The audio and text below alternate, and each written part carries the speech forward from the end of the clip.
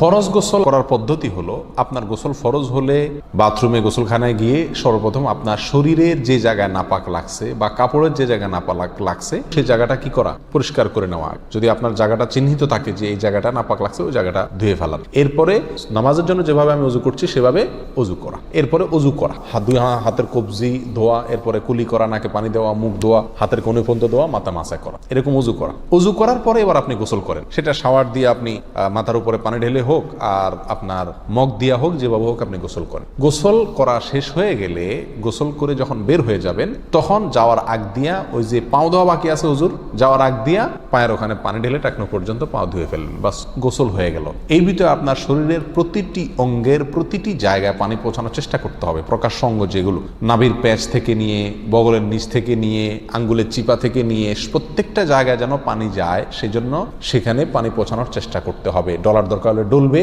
যেভাবে ওখানে পানি পৌঁছাইতে হবে। কানের প্যাঁচের ভিতরে, একেবারে গভীরে না, প্যাঁচগুলোর ভিতরে যেন পানি যায়, সেদিকগুলো খেয়াল রাখতে হবে। কোনো একটি জায়গা যদি শুকনা থাকে তাহলে কি হবে না, ফরজ গোসল হবে না। অতএব পরিপূর্ণ শরীর যাতে ধোয়া হয় সেদিকটা খেয়াল রাখতে হবে। নেল পালিশ ইত্যাদি বা কোনো রং টং ইত্যাদির কারণে যদি কোনো আবরণ থাকে শরীরের উপরে, তাহলে সেগুলো সরা নিতে হবে, তা না হলে কি হবে না, ফরজ গোসল আদায় হবে না।